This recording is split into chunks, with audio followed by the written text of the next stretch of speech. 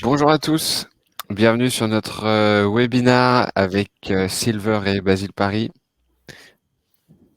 Merci de nous rejoindre aujourd'hui. On va attendre quelques petites secondes le temps que tout le monde arrive. Voilà, en attendant, ceux qui sont connectés, n'hésitez pas à nous faire remonter s'il y a des petits soucis d'image, des petits soucis de son, si vous entendez bien ou pas. Voilà, n'hésitez pas, le chat est disponible pour ça. Bonjour tout le monde. Bonjour.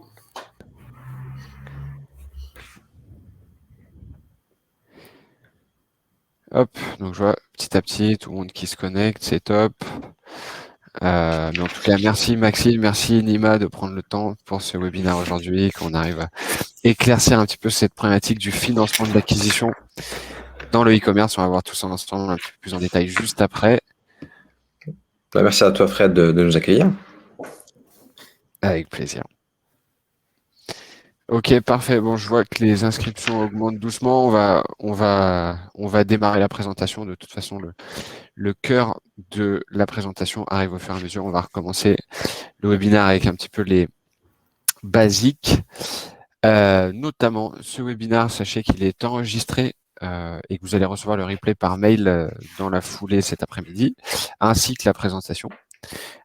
Pour tout ce qui est utilisation du chat et de la colonne questions, je vous invite à utiliser le chat pour réagir à ce qu'on dit et privilégier la colonne questions pour émettre des questions de fond qu'on va prendre le temps de traiter à la fin de notre présentation. Voilà, et vous pouvez également noter les différentes questions si certaines vous intéressent plus. Moi, je les trie par intérêt commun, donc si jamais certaines ont plus de votes que d'autres, je les traiterai en priorité. Voilà. Donc le plus simple c'est d'utiliser ça, et pourquoi pas le chat, parce que finalement ça peut tomber dans le feed assez rapidement, donc voilà. Mais dans tous les cas, n'hésitez pas à utiliser le chat si vous avez des réactions par rapport à ce qu'on va dire. Alors aujourd'hui, les speakers, donc très rapidement, moi je suis Fred Bernard, brand manager chez Agicap, c'est moi qui anime les différents webinars. Nima, je te laisse te présenter rapidement et nous parler de Silver en un clin d'œil, puisqu'on reviendra dessus juste après. Ouais, bonjour à tous, je m'appelle Nima, je suis cofondateur et CEO de Silver. Et Silver, c'est une nouvelle manière pour les e-commerçants de se financer. Ok, top. Bon, on reviendra dans le détail là-dessus. Maxime, si tu peux nous parler de toi et un petit peu plus de Basile, ce que tu fais et où tu en es à peu près Ça dans ton marche. aventure. Donc moi c'est Maxime Brassaert, je suis cofondateur de la marque de maroquinerie Basile Paris. On développe une gamme de maroquinerie fabriquée en Italie, dessinée à Paris. Et donc voilà, et on a ouvert notre site internet, on est pur internet, on l'a ouvert début août. Voilà. Donc un peu plus de 6 mois là d'existence et de vente. Ok, top. Bon, bah, en tout cas, ravi de vous avoir tous les deux. Nima, Silver, côté expertise, financement d'acquisition, et Maxime, pour ton retour d'expérience, où tu vas pouvoir nous parler un petit peu de comment ça se passe chez Basile en ce moment. Exactement. Top, merci à vous deux encore. Alors, rapidement aussi, pour remettre les choses dans leur contexte, qui on est chez Agicap, pourquoi est-ce qu'on organise ces webinaires-là? Agicap, nous, en fait, on est un logiciel en SaaS de gestion de trésorerie. En fait, on va vous aider à automatiser votre suivi, votre prévision de trésorerie, plutôt que de le gérer sur Excel.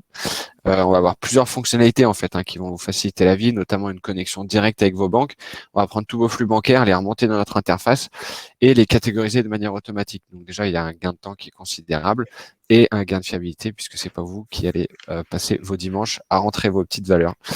À côté de ça, on vous permet aussi de faire des scénarios et travailler énormément votre prévisionnel de trésorerie. On y reviendra tout à l'heure, voir un petit peu l'importance de cette brique-là pour bien anticiper et tester vos décisions.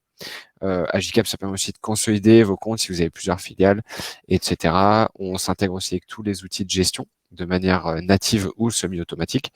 Et bien entendu, comme on est en SaaS, vous pouvez très facilement exporter toutes vos données et collaborer avec soit vos équipes, soit vos partenaires financiers. Voilà, côté Agicap. Nima, je te laisse nous parler un petit peu de Silver plus précisément sur ce que vous faites. Ouais, bien sûr, Silver, c'est la première solution de financement qui est vraiment pensée pour les e-commerçants. En fait, le principe, c'est très simple. Les e-commerçants, aujourd'hui, quand ils ont besoin de financement, tout ce qu'ils ont à faire, c'est pardon, connecter leur compte sur Silver. et nous, on va leur fournir une carte de financement, une carte bancaire virtuelle, qui vont venir directement brancher sur Facebook et sur Google. Et à partir de ce moment-là, ce ne sont plus nos clients qui payent pour leur acquisition, mais c'est nous qui la payons pour eux. Et ce qui se passe, c'est qu'ensuite, plus tard, quelques semaines après, les e-commerçants vont commencer à nous rembourser en fonction des ventes qu'ils vont générer. Et du coup, nous, on permet aujourd'hui à une trentaine d'e-commerçants de venir gonfler leur budget d'acquisition pour aller faire plus de croissance et en même temps de se constituer de la trésorerie, puisque, enfin, on le verra plus tard, mais il y a un différé qu'on vient appliquer et un mode de remboursement qui fait que nos clients ils vont se constituer de la trésorerie au fur et à mesure qu'ils vont générer de la croissance. Ok, top. Ben, super, hyper intéressant. On va rentrer un petit peu plus dans le détail sur ces méthodes-là, voir ce que ça permet et en fait finalement les situations que ça peut débloquer de manière assez fluide en fait. Alors rapidement au programme aujourd'hui de ce webinaire, comme vous l'avez compris, on va parler du financement de l'acquisition. C'est un lien assez étroit avec l'activité de Silver. En fait, vous le savez, je pense que pour la plupart de ceux qui nous écoutent aujourd'hui, vous faites face à cette problématique. Si vous êtes dans le secteur du retail, du e-commerce, etc., que finalement l'acquisition, la communication qu'on fait pour avoir ses premiers clients, ses premiers retours, son premier chiffre d'affaires, ça coûte beaucoup. Il y a un gros BFR. Vous allez avoir besoin de financer ce décalage. C'est pas toujours évident, surtout quand on est à l'amorçage, on n'a pas envie de diluer, etc. Donc on va voir toutes les possibilités qui s'offrent à vous pour passer cette période plus que cruciale. Et derrière, en fait, on va voir un petit peu comment intégrer ça à votre gestion de trésorerie, parce qu'on le dira jamais assez, le cash is king, donc vous êtes obligé de suivre et contrôler votre cash dispo et finalement rentrer dans des mécanismes de financement, d'acquisition, etc. Ça peut semer un petit peu le trouble dans votre suivi et on va voir un peu comment mettre tout ça à plat d'un point de vue suivi de trésorerie. Et bien entendu, à la fin, on gardera un petit temps ensemble pour tout ce qui est questions-réponses et voilà, pouvoir vous donner quelques petites précisions sur ce qu'on a dit aujourd'hui et vous éclairer si vous avez des questions, que ce soit sur les solutions comme sur les méthodes qu'on a mis en avant. Nima, je te laisse la parole pour ton expertise et démarrer cette présentation. Ouais, merci Fred. On va voir un peu ce que c'est que l'acquisition pour un e-commerçant. Donc c'est évidemment le premier levier de croissance, hein. On parle de SEA, de SMA, donc Social Media Acquisition ou Social Media Acquisition. Donc c'est toutes les pubs en fait qu'on voit tous sur nos écrans, sur Facebook, Google. À savoir que ces deux acteurs-là, Facebook et Instagram, hein, parce que Instagram a été racheté par Facebook et aujourd'hui c'est la même régie publicitaire qui va faire en sorte qu'on peut publier des pubs sur ces deux plateformes. Et de l'autre côté, Google, ces deux acteurs-là vont capter 75% du marché publicitaire en ligne en Europe, donc c'est hyper important. C'est le premier levier de croissance des e-commerçants et c'est un budget qui peut être rapidement important. C'est un budget qui peut représenter jusqu'à 30% du chiffre d'affaires. Et c'est un budget qu'il faut évidemment pouvoir financer quand on veut aller chercher de la croissance. Je reviens ici. Ouais, on va commencer par celle-là. Juste pour montrer un peu on a essayé de schématiser rapidement comment ça se passe en fait au niveau d'une vente pour un e-commerçant. Donc là, on a la vente qui est représentée par le petit point qu'on voit au milieu du schéma. On voit qu'en amont de la vente, l'e-commerçant a forcément besoin de déjà décaisser pour constituer du stock, décaisser pour faire de la publicité en ligne, donc c'est le CAC ici qu'on a représenté, CAC pour Customer Acquisition. Et derrière, ce qu'on va voir, c'est que même une fois que la vente est faite, entre la vente et l'encaissement, il va aussi y avoir un délai de paiement qui est dû au PSP. Donc le PSP, c'est le module d'encaissement comme Stripe, Payplug, Molly, etc., qui vous permet d'encaisser les paiements de vos clients. Et en fait, on va se retrouver avec une ligne de trésorerie qu'on a essayé de représenter ici, qui est en fait une sorte de cloche, hein, quand on regarde vraiment à l'échelle d'une seule vente.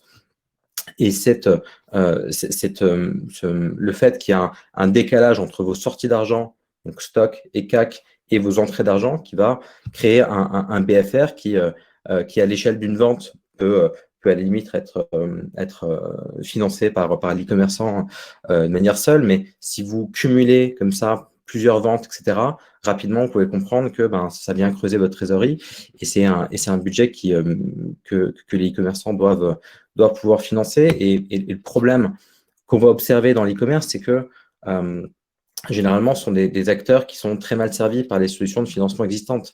Un e-commerçant, c'est une entreprise qui a généralement peu d'actifs. Qui dit peu d'actifs dit pas de collatéral, et généralement pas de collatéral, pas de financement bancaire, ou alors pas de manière simple. Et ça, c'est un gros problème. On fait souvent le parallèle d'ailleurs avec le commerce physique. Quand on a un commerce physique, pouvoir financer son bail ou ses murs, c'est quelque chose qui peut être relativement simple, parce que derrière, on a un collatéral, on a une garantie qu'on peut apporter à des banquiers, donc on peut avoir des financements qui vont s'appuyer sur ces actifs-là. Mais dès qu'on passe sur de l'online, on n'a plus de loyer, mais on a un coût d'acquisition. Et ce CAC-là, aujourd'hui, les banques sont clairement pas capables de le financer. Et de l'autre côté, la seule alternative qui peut rester, c'est l'equity. Le problème avec l'equity, c'est que déjà, c'est pas la voie royale pour toutes les boîtes. Les VC, généralement, vont chercher des croissances exponentielles, et dans l'e-commerce, on peut avoir de très, très belles croissances, mais qui vont rester linéaires. Donc là, on a un désalignement entre les parties. Et surtout, c'est quelque chose qui est évidemment très long. C'est très compliqué et c'est dilutif. Donc, pour lever de l'equity, généralement, il faut que vous soyez enclin à vendre une partie de votre capital. Et c'est en ça où aujourd'hui, les solutions de financement sont pas très adaptées. Et c'est là où arrive ce qu'on appelle le revenue-based financing, qui est un nouveau mode de financement qui a été conçu pour les entreprises du numérique. Donc, c'est un mode de financement qui est principalement construit pour les entreprises qui sont dans l'e-commerce, dans le SaaS et pour les applications mobiles. Aux États-Unis, c'est maintenant devenu la première alternative au financement en equity. Et ça a été démocratisé par deux types d'acteurs.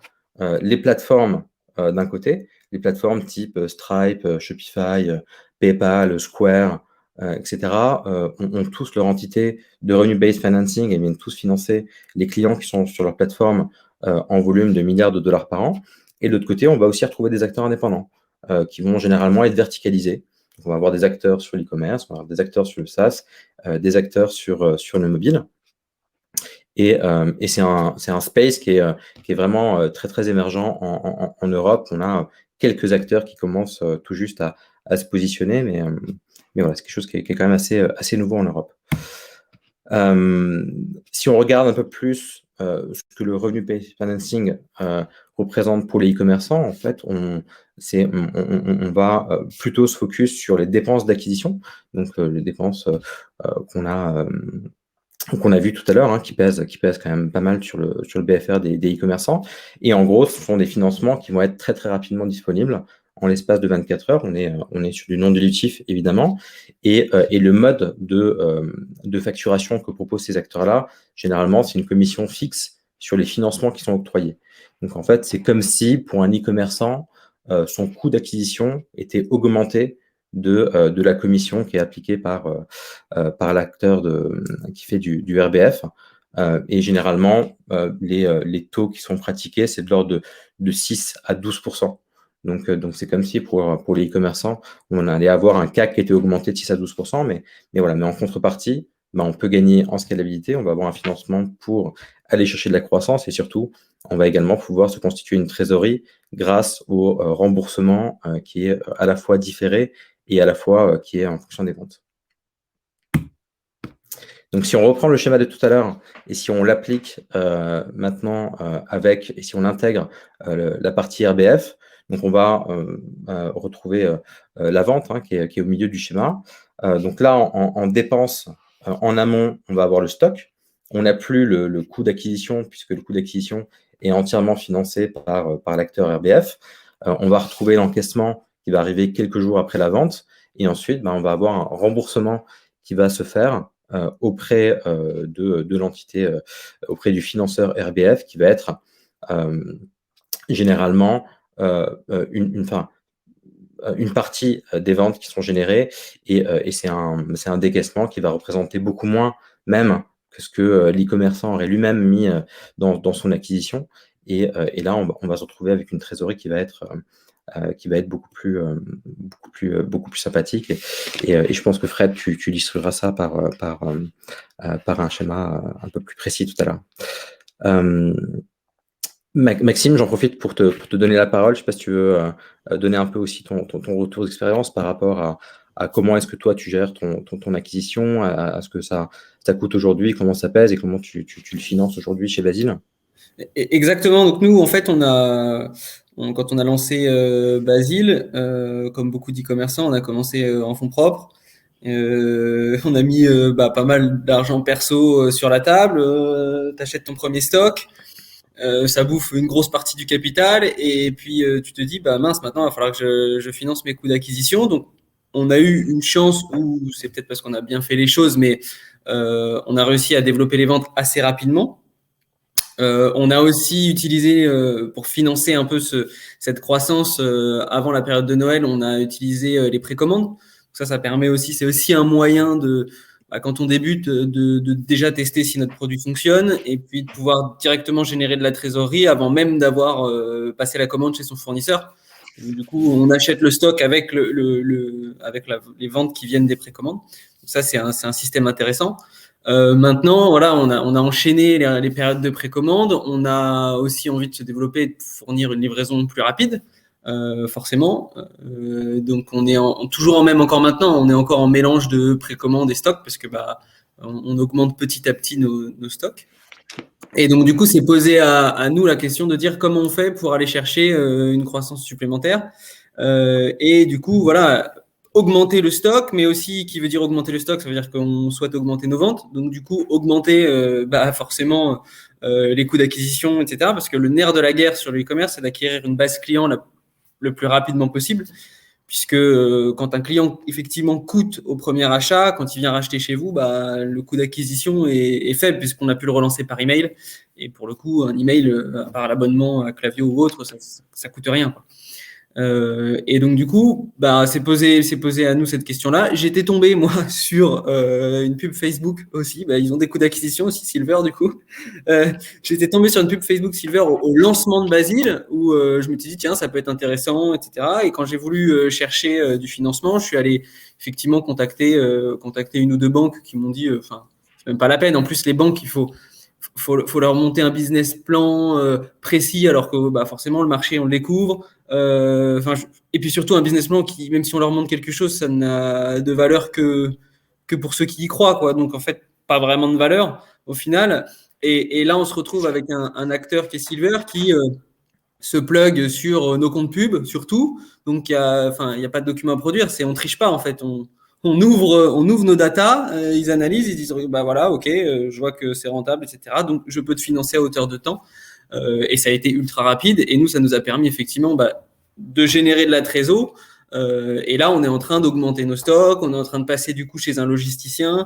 On est en train de professionnaliser vraiment toute la chaîne de prod et d'expédition et augmenter aussi nos coûts d'acquisition. Alors, petit à petit, c'est pas open bar, on fait ça de manière sereine et stable. Mais ça permet vraiment de souffler et parce que la croissance, faut la piloter. Fred en parlera tout à l'heure, mais pour moi, il faut être un peu sur le fil au départ, surtout quand on n'a pas besoin de se payer. Donc, il faut pas se mettre dans le rouge, mais pas non plus accumuler de la trésor pour rien et se limiter dans sa croissance. Et du coup, c'est un pilotage qui est assez fin à avoir. Et ce gain de trésor que permet des établissements type Silver, ça aide vraiment à souffler, à se rassurer aussi sur sa capacité à dire ok, je peux immobiliser du stock, etc. Parce que je sais que déjà, je vais pas payer un montant fixe. Je vais payer en fonction des ventes que je fais. Et donc ça, c'est aussi agréable de se dire, voilà, si je vends pas, je rembourse pas, et si je vends beaucoup, je rembourse plus vite. Et le but étant de vendre beaucoup, effectivement, on est tous là. Donc voilà. Super, merci beaucoup Maxime. Rapidement pour conclure sur cette première partie, juste pour redire un peu là, on se situe, on est les premiers acteurs à introduire le RBF en France. On a été créé en 2020, on est backé par Isaïe, Dinvest et Serena Capital, et on est destiné à des e-commerçants qui font déjà un minimum de 10 000 € de CA mensuel. Et nous, on est capable de leur apporter plusieurs dizaines, voire plusieurs centaines de milliers d'euros en 24 heures pour venir augmenter leur coût d'acquisition et augmenter leur dépense d'acquisition, pas le CAC en lui-même, évidemment. Et ce qu'on observe aussi en moyenne, c'est que nos clients ont multiplié leur chiffre d'affaires en 2, en 3 mois. Et voilà, on a une trentaine de clients aujourd'hui en portefeuille et on est clairement en phase de déploiement.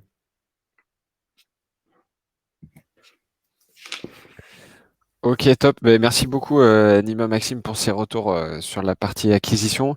Je vois qu'il y a Guillaume. Bon, j'en profite, je rebondis quand même sur la question de Guillaume. On avait dit qu'on attendait la fin, mais là, c'est un peu plus adapté. On sort justement de vos explications. Il demandait la différence avec du coup tout ce qui est crowdfunding et crowdlending, en citant soit Lita Ulule côté crowdfunding ou October côté crowdlending. Est-ce que du coup vous pouvez refaire un point, peut-être Nima, si tu veux clarifier un peu la différence, comment vous positionnez là-dessus? Ouais, bien sûr, le crowdfunding, en fait, ça va permettre généralement de lancer des activités. Nous, on a pas mal de clients qui ont commencé par du crowdfunding. Donc, c'est une très, très belle manière de tester, en fait, ses produits sur une première audience et de commencer à vendre des produits avant même de les produire. Et on a pas mal de clients qui ont commencé là-dessus. Mais bon, c'est pas une méthode de financement, on va dire, qui va être pérenne. Et de l'autre côté, le crowdlending. Alors, le crowdlending, c'est le fait de pouvoir se financer sur des plateformes et de pouvoir lever de la dette auprès notamment de particuliers ou d'institutionnels. Et effectivement, October en est un très bon exemple. Ce qui va se passer sur October, c'est que généralement, l'analyse va être une analyse qui va être bilancielle. Donc, ce sont des boîtes qui vont regarder plusieurs années d'historique avant de pouvoir décider d'un financement. Et le financement qui va être produit, c'est un financement qui est c'est un produit financier qui est le même que celui qu'on va retrouver chez une banque. Donc, ça va être un prêt moyen terme sur une maturité de 4-5 ans en moyenne et on ne va pas être sur le même type de produit.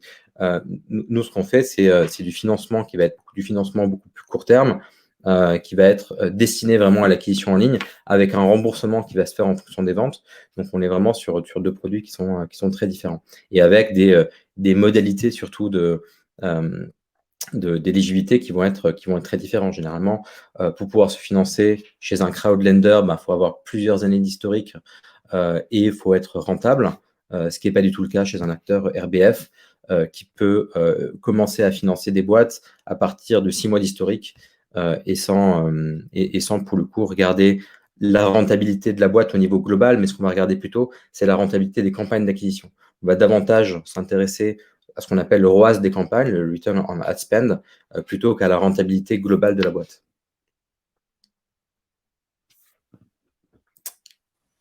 Super, très clair. Merci pour ces explications. Bon, on aurait pu enchaîner sur le crowdfunding. Si j'ai bien compris, Maxime, tu en as fait un au début aussi pour avancer Basile, c'est ça? Alors, même pas. Nous, en fait, ce qu'on a fait, c'est que je pense que j'aurais pu le faire et peut-être même dû le faire. C'est-à-dire que quand j'ai pas une expérience, ça fait un peu plus de 6 mois qu'on a lancé, mais je pense qu'à refaire en fonds propres, je conseillerais aux gens effectivement de faire un crowdfunding, mais un crowdfunding type précommande en disant voilà, j'ai mon premier produit, je lance. Ça permet en fait de pas faire ce qu'on a fait nous au départ, c'est-à-dire immobiliser une grosse partie de notre capital dans du stock.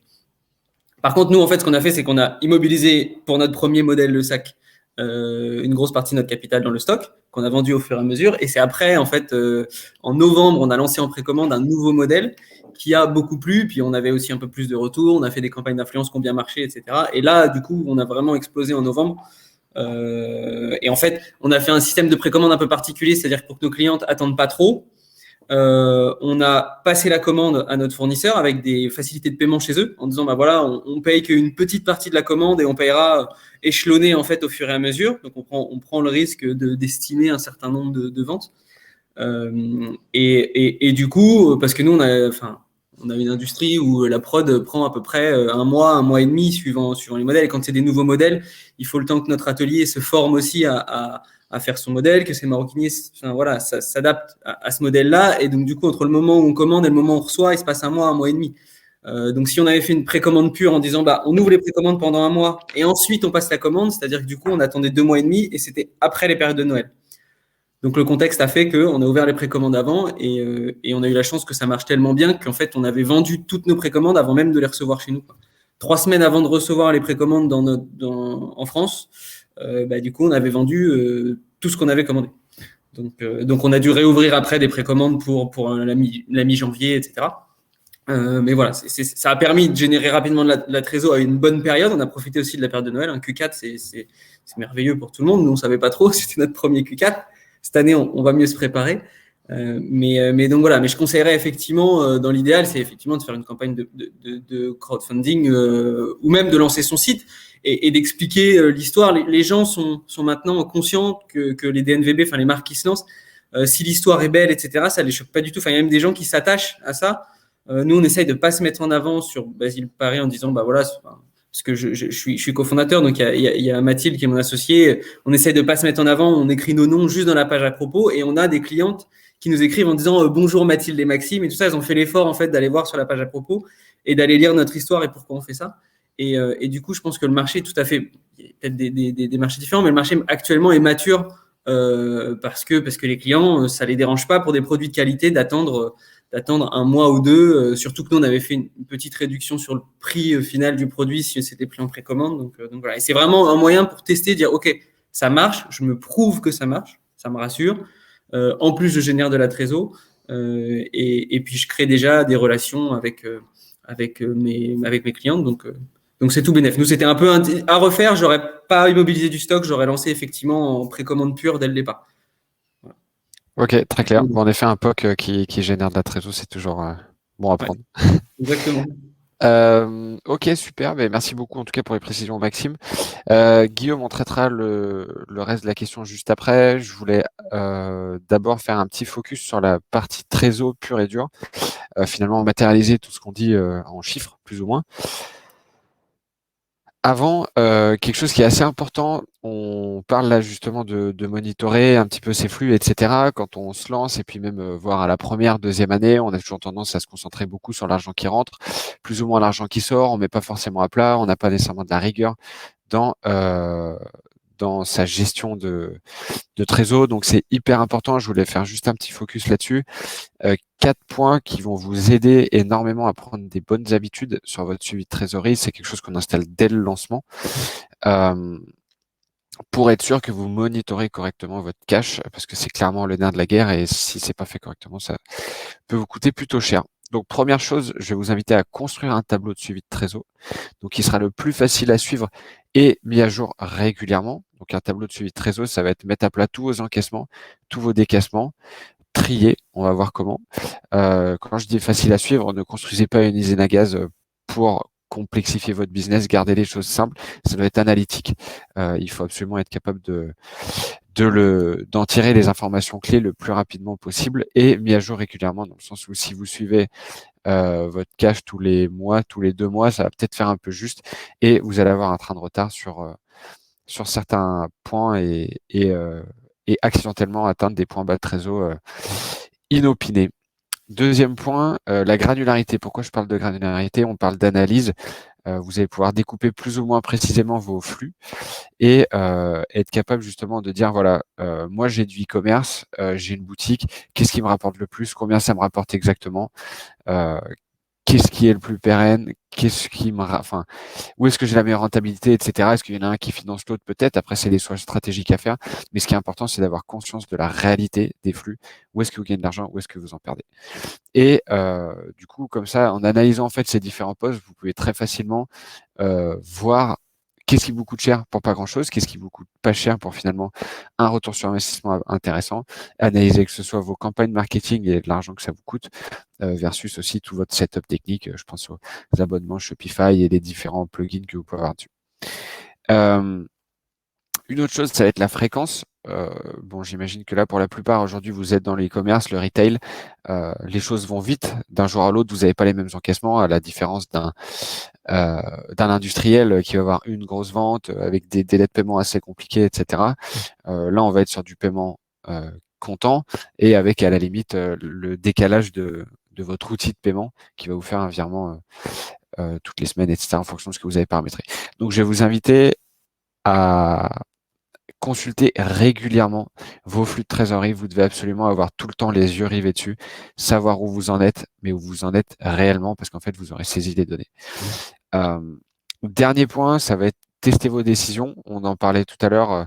Si on pouvait revenir, enfin si Maxime avait pu revenir dessus, il aurait, en se projetant au maximum, potentiellement, on peut se rendre compte. Donc c'est toujours facile à dire après coup.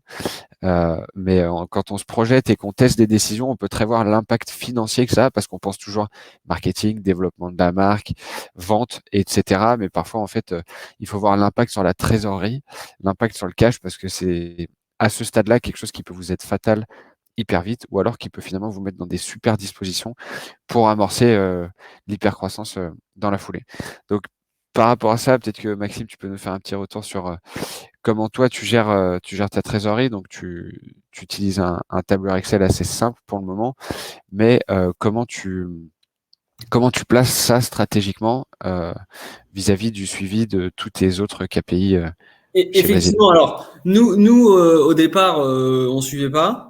Parce que c'était. Alors, on a un gros avantage dans le e-commerce, comme tu l'as dit, c'est contrairement à un industriel ou même n'importe quelle autre société, vu qu'on est en B2C, enfin pour le e-commerce en B2C, on a un paiement comptant au moment de la commande et au maximum, on a le virement sur le compte 7 jours après, ce qui est quand même un gain énorme par rapport à d'autres industries où c'est paiement à 30 jours, voire même des fois avec des dérogations à 60 jours. Et là, ça fait des sacrés roulements qu'il faut anticiper. Donc nous, on n'a pas ce cas-là et on n'a pas à courir après les sous non plus. C'est-à-dire que voilà, la cliente, avant de recevoir sa commande, elle a déjà payé. Donc ça c'est quand même déjà intéressant.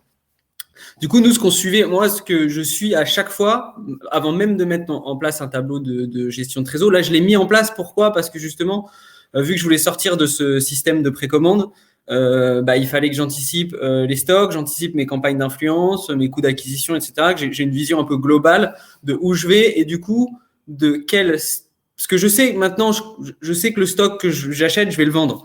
Et donc c'était de dire ok, quelle barre je peux mettre, quel niveau de stock je peux acheter pour pas me couper du coup mes coûts d'acquisition, pour que je puisse toujours faire des campagnes d'influence, etc. et que je puisse fonctionner. C'est-à-dire avec quel argent maximum je peux immobiliser dans du stock pour essayer de grossir le plus vite possible et surtout de passer ça à un logisticien. Donc, c'est pour ça que j'ai construit mon tableau de gestion de trésor. Mais avant ça, le KPI, donc la data qu'il faut suivre au maximum et qu'il faut calculer de base, c'est le ROS break-even. Donc, en fait, le retour sur investissement. L'avantage qu'on a, c'est quand on fait la pub sur Facebook, sur Google, etc., on regarde le tableau et c'est instantanément, on sait, OK, j'ai dépensé tant, ça m'a rapporté tant. Donc, j'ai un retour sur investissement de temps. Et moi, je l'ai fait pour mes différents produits. J'ai une moyenne globale et je sais qu'en fait, mon ROS break-even, il a un certain nombre. Et donc, en fait, je pilote avec ça. C'est-à-dire qu'au départ, c'est moi qui gérais les campagnes. Maintenant, je les ai déléguées. Mais même l'agence qui s'occupe de mes campagnes, je leur ai demandé, à chaque fois que vous me faites des rapports, à chaque fois que vous me ressortez effectivement le ROS global, ROS global aussi augmenté du pourcentage qui est pris dans le cadre de Silver pour avoir une vision vraiment claire et précise et pour piloter en disant ok, sur cette campagne-là on est au-dessus du ROS break-even donc on continue, sur celle-là il faut couper et en fait je pilote comme ça et tant que je suis au-dessus de mon ROS break-even, je sais que peut-être effectivement je vais pas avoir une rentabilité folle, mais c'est pas gênant parce que j'ai aussi des coûts fixes de shooting photo, etc. qui sont fixes, peu importe le nombre de ventes que je fais. Mais ce qui compte, c'est qu'en acquisition, je sois au moins break-even. Et après, ça te permet du coup, tout ce qui est au-dessus, c'est du bénéfice. Ça permet aussi d'acquérir des clients. Après, avec toutes les stratégies qui peuvent aussi en découler, c'est-à-dire quand on a un peu de trésor, on peut se dire aussi sur l'acquisition pure, si je suis break-even ou même légèrement perdant, c'est pas grave parce que je vais me rattraper sur la lifetime value de ma cliente. C'est-à-dire que à la première commande, je perds un petit peu, mais je sais qu'aux commandes d'après, en fait, ce sera que du bénéfice supplémentaire. Mais voilà, ça peut arriver pour moi dans un second temps parce que ça nécessite un peu de trésor et surtout du recul sur la LTV globale de ces clients qu'on n'a pas forcément au départ. Donc voilà, moi, si j'avais un conseil à donner, c'est quand on se lance dans de l'acquisition digitale, c'est vraiment calculer son ROS break-even en prenant des petites marges, en se disant voilà, je vais avoir peut-être un pourcentage de retour un peu élevé. Je calcule vraiment ça de manière précise et je sais que tout ce qui est au-dessus, j'ai pas de sueur et tout ce qui est en dessous, faut que je pilote de manière assez fine. Est-ce que c'est pas trop en dessous et je peux garder parce que j'accumule de la data pour quasiment pas cher ou voilà, très peu cher, parce que on sait qu'en ligne, il faut acquérir le maximum de data sur ses clientes et après, Facebook, Google deviennent de plus en plus performants. Donc voilà, mais c'est un truc qu'il faut vraiment piloter de manière précise sur toutes ces campagnes et ça donne tout de suite un coup d'œil en disant ok, j'ai été rentable cette semaine ou j'ai pas été rentable puisqu'on a le ROS break-even que l'on connaît. Yes, stop, en effet, c'est ça, monitorer de très très près la performance des campagnes et du coup l'impact cash que ça aura Exactement. de manière instantanée finalement. Sachant qu'après, les frais généraux, on en a tous et que de toute façon, ils représentent une grosse partie au départ et on va le voir dans le scénario que tu montres. Mais que plus on évolue, en fait, plus le pourcentage représenté par ces frais généraux diminue fortement et devient même quasiment dans l'idéal imperceptible parce qu'en fait, on a le chiffre d'affaires qui fait que oui, 10 000 euros au départ, ça représente beaucoup et quand on fait plusieurs centaines de milliers d'euros par mois, bah, ça représente plus grand chose. Yes, complètement, ouais. Top, exactement. En fait, l'idée, j'ai fait un petit exemple sur Agicap pour illustrer concrètement ce qu'on vous raconte depuis tout à l'heure, si ça peut vous paraître un petit peu flou. En fait, voilà, l'idée, déjà, donc juste pour vous expliquer comment fonctionne Agicap, là, on est sur le dashboard d'accueil. Vous avez votre graphique de suivi de trésorerie. En bleu, c'est votre courbe de trésor. Vous avez les encaissements en vert, les décaissements en rouge. Et en dessous, votre tableau de suivi de trésorerie avec les encaissements, les décaissements. Donc voilà, nous, ça, c'est la manière dont je l'ai construit pour cet exemple-là. Il y a plein de manières différentes de changer vos catégories, etc. en fonction de votre activité. Mais l'idée, là, en fait, c'était de vous montrer un petit peu de se mettre dans les baskets d'un projet, une NVB qui démarre, qui s'amorce et qui va potentiellement solliciter ce RBF pour financer son acquisition. Donc là, en fait, on va être sur un scénario assez classique avec finalement des encaissements assez conséquents dès le début, un chiffre d'affaires qui augmente au fur et à mesure. Donc quand on se plonge un petit peu dans le détail, là, moi, j'ai pas mis de boutique, j'ai juste mis un peu de revenus en boutique à Noël. On verra ça pour Q4 cette année, ce que ça donne. Mais voilà, et après très facilement en fait quand on va dans les décaissements, là vous pouvez voir qu'on a pas mal de détails. Donc l'avantage, ce que je vous disais tout à l'heure, c'est que avec cette granularité là, vous allez très vite pouvoir voir qu'est-ce qui vous coûte cher, pourquoi, etc. Et en fait en traçant toutes ces données là, côté Agicap c'est automatique, donc ça vient de votre banque, vous avez rien à faire. Si vous le faites sur Excel, tout ça c'est vous qui l'avez saisi à la mano. Là, nous, on va se concentrer sur cette ligne-là. Là. En fait, Google Ads, Facebook, qui va être votre acquisition, votre coût, en tout cas un des coûts d'acquisition, mais qui peut, ce qu'on disait tout à l'heure, celui avec le ROI le plus direct et la traçabilité la plus forte. Donc là, on est sur un format avec le chiffre d'affaires qui augmente, beaucoup de charges à la fin de l'année parce que vous avez décidé de commencer à vous payer à partir de novembre, parce que voilà, c'est la situation qui veut ça. J'ai créé un petit scénario en fait que je vais venir superposer. Donc ce que je vous disais tout à l'heure, quand je parlais de tester des décisions, donc vous pouvez faire ça comme vous voulez sur Excel, sur Agicap c'est 3 clics. Alors, je prêche pour ma paroisse. L'idée en fait, ça va venir de ok, qu'est-ce que ça va donner le RBF sur ma trésor? Est-ce que ça vaut le coup de le faire, etc., etc. Donc là, clairement, l'idée en fait, c'était de projeter la décision de passer par du RBF. Donc en fait, comment je l'ai fait? Tout simplement dans mes tableaux, j'ai donc mes ventes, etc., mes projections de vente. J'ai du coup ma partie Google Ads, donc tout ce qui est communication, acquisition, qui coûte, qui est du coup de plus en plus importante. Donc là, on a une liste d'influence pour des opérations ponctuelles, mais on n'en prend pas compte pour le moment. On va se concentrer sur cette ligne-là, pardon.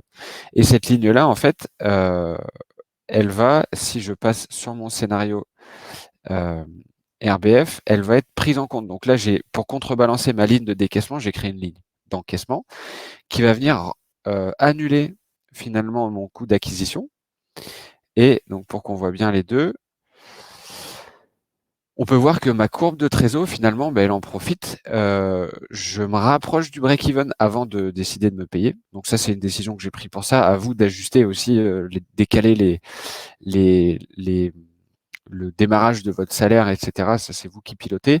Mais en tout cas, vous pouvez voir que on a quand même une tendance qui est assez significative de la trésor qui va pouvoir augmenter. Donc, bien entendu, le chiffre d'affaires augmente, mais le fait de ventiler ses charges et de prendre en compte, en fait, là, d'annuler finalement ses coûts.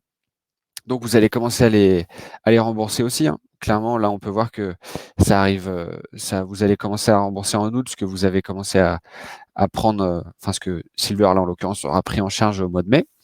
Et en fait, voilà, ventilez vos décaissements ici, annulez avec un encaissement vos coûts d'acquisition, et voilà. Donc, l'idée, c'est vraiment de voir l'effet que ça aura sur votre courbe de trésorerie. Et là, c'est assez flagrant, en fait, la différence que ça peut avoir.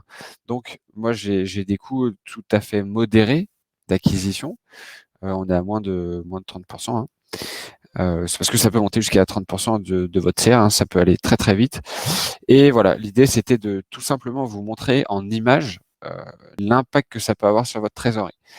Et donc, ce scénario que j'ai fait là, il y a 50 000 manières de les faire en fonction de votre situation, en fonction de votre stratégie, de votre chiffre, de vos canaux de vente, si vous avez peut-être encore un peu de boutique ou pas. Bon, là, c'est un petit peu compliqué en ce moment.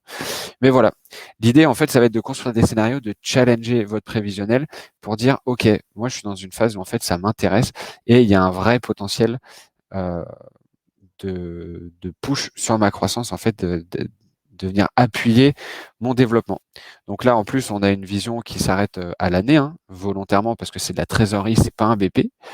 Mais si on pousse plus loin, forcément, la courbe, vous vous doutez bien qu'elle va continuer de grimper et venir aussi couvrir vos premiers salaires, en partie avec l'effet bénéfique que ça aura sur vos ventes.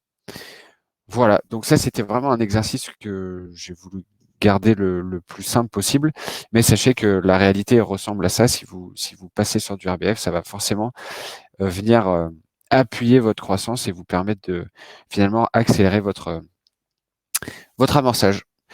Voilà, rapidement, juste avant de passer aux questions, je voulais juste vous parler de la Cash Academy, qui est une formation en ligne gratuite qu'on a mis en place chez Agicap.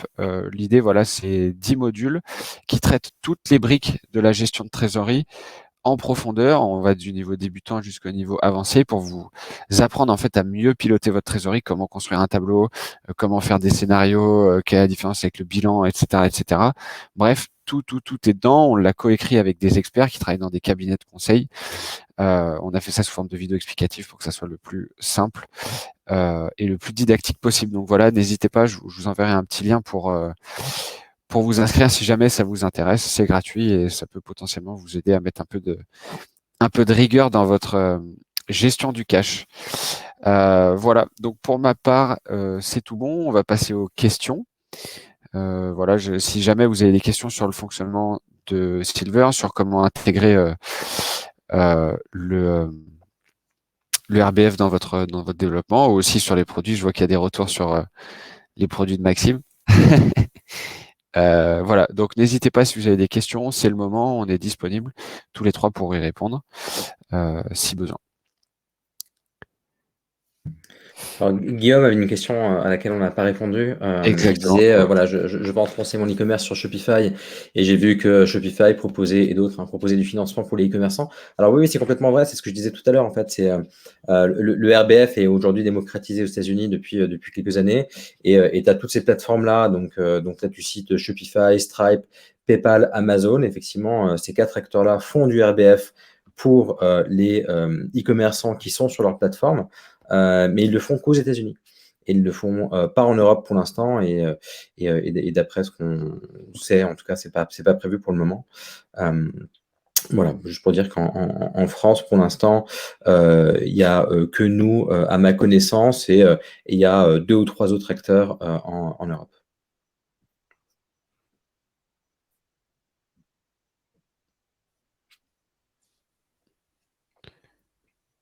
Ok, parfait. Bon, visiblement, c'est très clair. Moi, j'ai une petite question du coup côté Maxime sur ce financement de ton acquisition.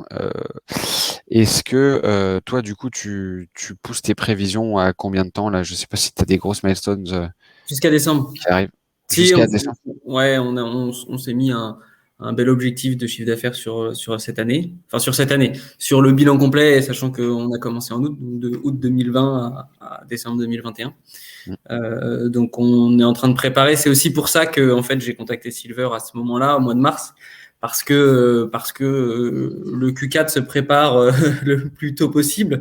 Et la vague qu'on a eue du coup en novembre 2020, je veux pouvoir l'absorber, voire même faire une plus grosse vague sur cette année. Et je voulais du coup anticiper tout ça, pouvoir commencer à augmenter mes stocks progressivement et le faire. J'avais prévu, moi, de faire rentrer du coup un financement en juin. Parce que je connaissais pas trop les délais et tout ça. Il se trouve qu'on a pu le faire plus tôt parce qu'on a pris contact rapidement avec Silver. Ils ont analysé en à peine une semaine. Je leur ai donné du coup les accès Facebook, Google et tout ça. Ils ont analysé mon site et ils ont vu que c'était pas mal. Et du coup, voilà, ils ont pu proposer un financement un peu plus tôt. Et après, l'idée derrière, c'est qu'effectivement, on continue avec eux s'ils veulent bien me garder. Et je continue avec eux, voilà, jusqu'à financer effectivement cette croissance. Et après, on verra un moment effectivement pour sortir. Mais pour l'instant, j'ai pas du tout l'objectif. C'était un premier financement qui va en amener un deuxième et qui va nous permettre nous de croître et d'atteindre ce palier. Parce que l'avantage, c'est que le marketing digital permet quand même d'être plus ou moins stable dans les revenus. Il y a des périodes, mais quand même, globalement, on arrive à créer une base de chiffre d'affaires et donc une base de rentabilité. Et du coup, effectivement, l'objectif, c'est d'atteindre rapidement un palier qui nous permette de vivre correctement les deux associés dessus, de faire vivre correctement aussi nos prestataires et du coup, après, que ce soit que du plus. Mais en tout cas, ouais, là, on est focus pour préparer ce Q4 et essayer de faire quelque chose de bien à Noël. Ok, top. Bien sûr, ouais, grosse échéance pour tout le monde. Petite question, du coup, il y a 2 questions carrées, on va les traiter dans l'ordre. Question de Salma qui demande comment on fait quand on n'a pas atteint les 10K en marque propre mais avec un fort potentiel, sachant que c'est de la vente de services. Donc oui, c'est vrai, est-ce qu'il y a un plancher pour ces OP?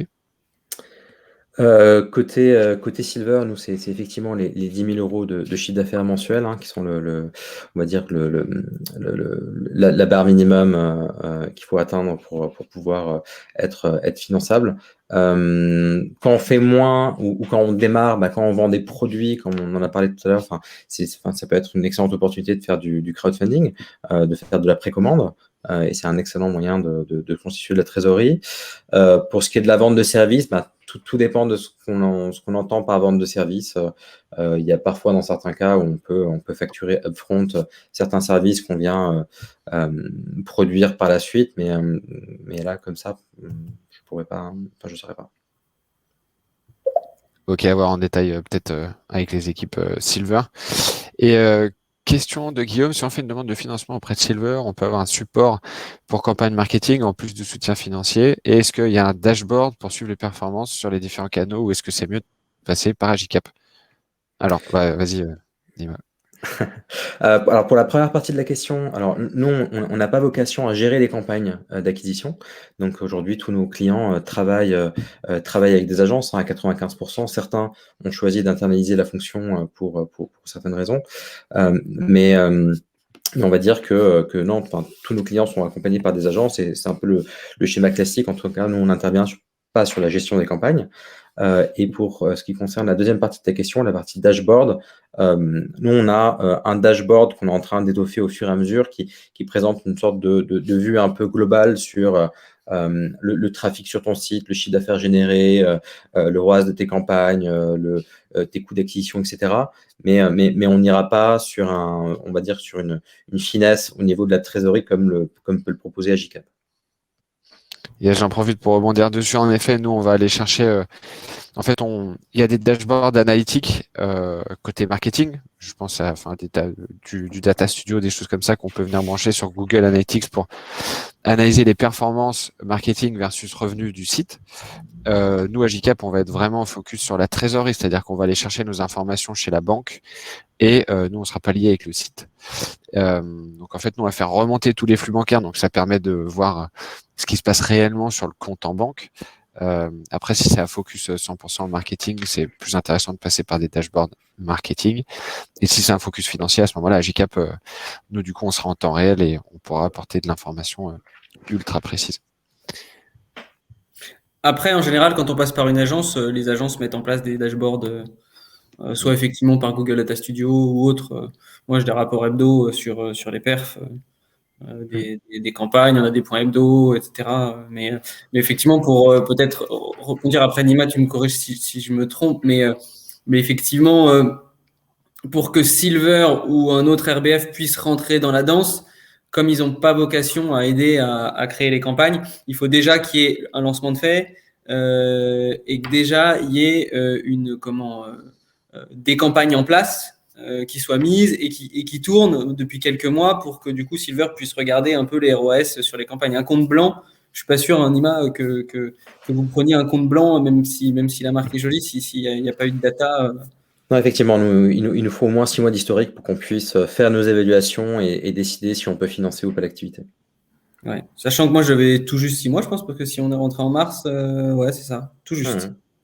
Et Guillaume, pour répondre à ta question, la transparence des agences, globalement, vu que toi, tu as accès quand il y a une agence qui bosse pour toi, elle vient se plugger sur ton compte Business Manager Facebook et sur ton compte Google Ads. Et donc, du coup, globalement, ils peuvent rien te planquer. La seule chose qu'ils peuvent te cacher, c'est s'ils bossent pas et tout ça, mais tu vas le voir, parce que de toute façon, quand ils publient des nouvelles ads et tout ça, ça remonte. Et si tu as une agence qui bosse bien, toutes les semaines, elle te fait des rapports mensuels aussi. Donc pour moi, franchement, après, ça dépend. Hein. Il y a des agences. Moi, au départ, j'avais quelqu'un qui était plus en prestat seul, que j'ai du coup au fur et à mesure lâché, pas lâché, mais parce que ça me convenait plus. Et je me suis tourné vers une agence qui me permettait de faire aussi bien du Google que du Facebook. Et voilà, après, ça a un coût. Et puis, c'est intéressant d'aller voir une agence quand tu as un certain budget d'acquisition à y allouer par mois. Parce que si tu arrives en disant j'ai 500 euros par mois pour Facebook, l'agence, ça va déjà te prendre à peu près au moins 800 euros hors taxe par mois pour gérer ta campagne. Donc, du coup, en fait, ça va doubler ton coût. Ce qu'il faut avoir en tête à peu près suivant les agences, mais en gros, il faut se dire il faut avoir un budget de 5 000 euros par canal d'acquisition et par mois pour que ce soit intéressant de passer par une agence. Donc, si tu n'as que 5 000 euros à mettre par mois, tu vas te focus sur Facebook d'abord. Si les ventes te permettent de redébloquer autre chose, du coup, tu vas pouvoir ouvrir Google, un autre canal, etc. Mais voilà, il y a un minimum à avoir, sinon leur coût de fonctionnement va complètement faire diminuer tes ROS et ce sera plus rentable de passer par une agence. Voilà. Et l'avantage de le faire un peu soi-même aussi au départ et de se former soi-même, c'est que du coup, ils peuvent plus troller dans la farine. C'est-à-dire que du coup, alors j'ai un background beaucoup plus spécifique que Facebook, que Google. Google, je ne connaissais pas trop grand-chose. Et effectivement, mon premier prestat m'a un peu roulé dans la farine au départ, en me montrant des conversions monstrueuses, alors qu'en fait, c'était des conversions qui venaient que du nom de marque. Donc, c'est-à-dire que c'était que les gens qui tapaient Basile Paris sur Google qui forcément convertissaient, mais en fait, c'était pas de l'acquisition puisqu'ils me connaissaient déjà par avance.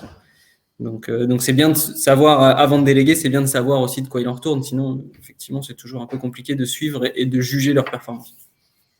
Voilà. Et à titre d'info, je leur fais de la pub parce que je trouve que ça marche bien avec moi. Je suis chez Junto, moi. Voilà.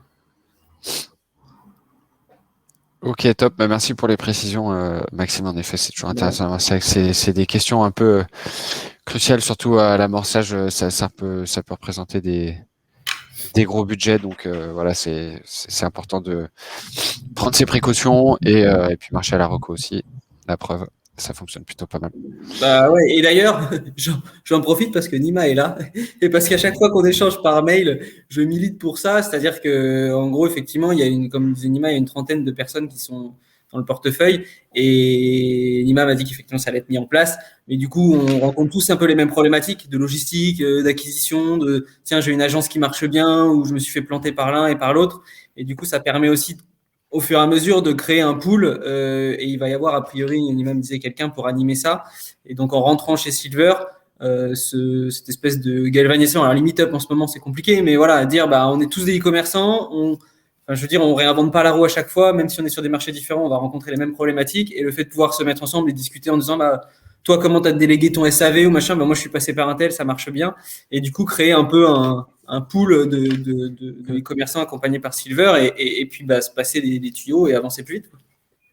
Clairement, je confirme Maxime, c'est dans les tuyaux, clairement. Non, mais je sais, à chaque fois je t'embête avec ça, mais voilà, c'est assez important aussi, parce que comme Guillaume me disait, il parlait d'accompagnement. Alors, c'est pas un accompagnement direct par Silver pour gérer les campagnes, mais ça peut être une forme d'accompagnement et puis de discuter ensemble, ça aide toujours. À débloquer aussi même des paliers psychologiques, c'est intéressant. Et recommander aussi des partenaires dont on a vu qu'ils faisaient du bon boulot sur certains de nos clients et pouvoir les recommander à d'autres. Ça aussi, c'est quelque chose sur lequel on est en train de bosser. Je crois que Guillaume avait une autre question sur les taux d'intérêt. Oui. Ouais, alors comme je disais, je vais revenir dessus, mais c'est vrai que je suis passé un peu vite. Nous, en fait, on vient appliquer des commissions fixes sur les montants de financement qu'on octroie. En gros, quand on applique une commission de 6% et quand on finance un e-commerçant à hauteur de 100 000 euros, l'e-commerçant, in fine, va nous rembourser 106 000 euros. Et ce remboursement-là, il va se faire en fonction des ventes. Donc, ça peut être plus ou moins rapide en fonction de la courbe de croissance, en fonction de est-ce qu'on est pile poil pendant la période des fêtes, et dans ce cas-là, le remboursement va aller plus vite parce que généralement, il va y avoir un accroissement du chiffre d'affaires. Et quand on est en période post-fête, comme ça s'est passé là en début d'année, et nos clients nous ont remboursé beaucoup plus lentement parce que forcément, ils faisaient beaucoup moins de ventes et ça fait complètement partie de notre modèle. Donc voilà, on est plutôt sur un système de commission fixe plutôt que de taux d'intérêt annualisé. Ok, merci Nima pour les précisions. Ah, bon, pardon. Je te laisse rebondir sur la question de Guillaume. Ouais, alors la commission, faut le voir au niveau global. Le taux, c'est, enfin nous en tout cas, on applique un taux entre 6 et 9%, et c'est un taux qui est appliqué sur les financements qu'on octroie. Donc c'est comme si ton coût d'acquisition allait te coûter 6 à 9% plus cher. Et ensuite, il y a un autre pourcentage qui est le pourcentage de remboursement, et celui-là, c'est un autre ratio qui s'applique. Mais pour te donner un exemple, aujourd'hui, si un e-commerçant dépense 20% de son chiffre d'affaires pour son acquisition, quand il va brancher la carte Silver, c'est nous qui allons financer toute son acquise. Et derrière, ce qu'on va venir récupérer sur les ventes, c'est plutôt de l'ordre de 10%. En fait, toute l'idée, c'est qu'on puisse permettre à l'e-commerçant de nous rembourser beaucoup moins vite que s'il avait dû financer son acquisition par lui-même. Et de le faire en décalé, c'est-à-dire de rembourser plusieurs semaines après que la vente soit réalisée.